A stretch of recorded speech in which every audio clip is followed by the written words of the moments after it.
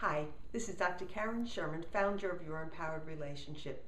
Thanksgiving season is about to start, the holiday season, and it's generally a season that we think of as a time of gratitude. However, for many of us, it's hard to just plug in and say, okay, I'm grateful, because first of all, it's a time where the economic season is moving a little bit slower, the improvement of it a little bit slower than we'd like it to. Many of us in the Northeast are in the aftermath of Hurricane Sandy. Some of us are missing those people who are at war. We wish that they were home with us, even though they're so wonderful, and we're grateful to them for being there fighting for our freedoms. And so, as I said, it may be a little bit hard to be optimistic. However, it's really important to be optimistic because we know that when we have research that shows it helps us from a health perspective, both psychologically and physically. So I thought that it would be a good idea to offer you some tips on how to be more optimistic. The first one is something that I learned in the positive psychology class.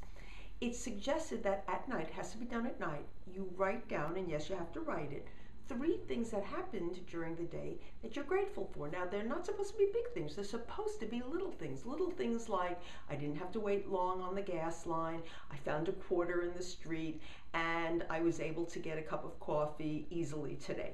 The idea is that the more that you find little things that you're grateful for, the more that you find little things that you're grateful for.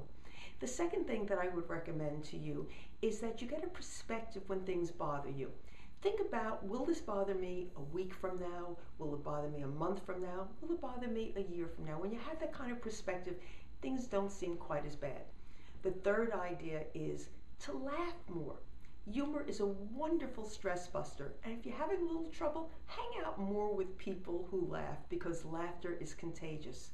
The fourth thing is try to remember that it will pass. I know it's hard to do when you're in the midst of something that's troubling, but do remember that things will pass. And the last one, and this is the one that I often use, is think about what's the lesson when things are difficult. You know, there's a concept called yin yang, which is supposed to mean that you look at the good side and you look at the bad side, or the opposites, because opposites really help us appreciate things. It's really important to appreciate the little things in life. And so how would you know when there are good things if you haven't had the bad? How would you really appreciate happiness if you hadn't had sadness? And so, you know, after the storm, and I lost my power for 12 days, which was really annoying, certainly not horrible, but annoying. I love doing laundry. So, as I said, reframe it, think about the little things in life, the lessons that you learn from the challenges, and it really makes life a whole lot better. And maybe then you can be more grateful during the season. I'd like to take a moment to tell you something that I'm especially grateful for. You. For your readership, for those of you who watch these videos, it means a lot to me, and I want you to know that I appreciate you. In the meantime, if you want to move out of an emotionally frozen life to an enriched chosen life, then trust yourself. This is Dr. Karen, and I'll see you next time.